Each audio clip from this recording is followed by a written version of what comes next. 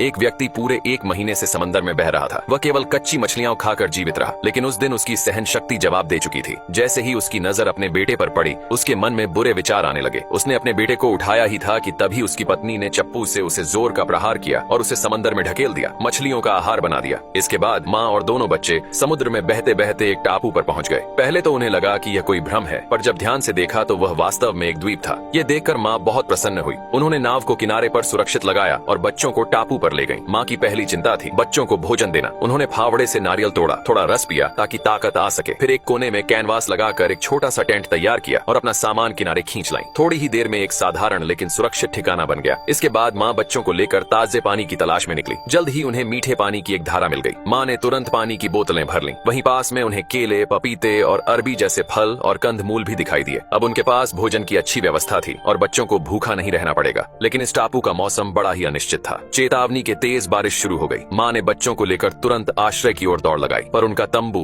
बारिश में बेकार साबित हुआ। मजबूरी में माँ ने बच्चों को कंबल में लपेट दिया और स्वयं बारिश में भीगती रहीं। बारिश रुकने के बाद उन्होंने देखा कि उनका टेंट पूरी तरह अस्त व्यस्त हो गया था। माँ समझ गईं कि अब उन्हें एक मजबूत आश्रय की जरूरत है। तभी बेटे ने पुकारा, माँ। माँ ने मुड़कर देखा कि पास ही एक लकड़ी का पुराना केबिन था। वह खुशी खुशी वहाँ पहुंची। देखने पर पता चला कि वह घर टूटा फूटा जरूर था, पर जरूरत की सारी चीजें मौजूद थीं। संभवतः किसी पुराने जहाज के यात्री द्वारा बनाया गया था। थोड़ी सफाई और मरम्मत से वह एक सुरक्षित घर बन सकता था। धीरे धीरे माँ ने मछली पकड़ने के भाले बनाना सीख लिया और बच्चों के लिए स्वादिष्ट भुनी हुई मछली पकाने लगी। दोनों बच्चों ने टापू पर कुछ नए मित्र भी बना लिए। ये छोटा सा परिवार अब शांत और खुशहाल जीवन जीने लगा। समय बीतता गया और बच्चे बड़े होते गए। अब वे पूरी तरह से टापू की जीवन शैली में ढल चुके थे। एक दिन उन्होंने अपनी नाव को एक मूंगे की चट्टान से बांधा और मछली पकड़ने चले गए। उन्हें पता नहीं था कि रस्सी ढीली हो जाएगी। नाव लहरों के साथ बह गई और तभी पानी में एक शार्क भी दिखाई दी। वे दोनों डरकर ऊंची चट्टान पर चढ़ गए। शाम तक छोटे भाई ने एक बड़ी मछली पकड़ी और उसे दूर फेंक दिया। शार्क मछली खून की गंध पाकर उस ओर चली गई और बच्चे सुरक्षित किनारे लौट आए। जब माँ को यह बात पता चली तो वह बहुत नाराज हुई और उन्हें चेतावनी दी कि सूर्यास्त से पहले घर लौट आया करें, क्योंकि रात को किनारा बहुत खतरनाक होता है। फिर एक दिन एक भयंकर तूफान आया जिससे उनका लकड़ी का घर भी ढह गया। बच्चों को भीगने से बचाने के लिए माँ अकेले ही छत की मरम्मत करने चली गई। लेकिन इस प्रयास में उन्हें तेज जुकाम हो गया, जो धीरे धीरे गंभीर बीमारी में बदल गया। वह बिस्तर से उठ नहीं सकी। अपने अंतिम समय में उन्होंने बच्चों से कहा कि वे एक दूसरे से प्रेम करें, हमेशा एक दूसरे की मदद करें और हिम्मत से जीवन जीते रहें। उन्होंने यह भी बताया कि भले ही जॉन को गोद लिया गया था, पर उन्होंने हमेशा उसे अपने सगे बेटे की तरह ही माना। अंतिम बार माँ ने अपने बेटे को गले लगाकर विदाई ली।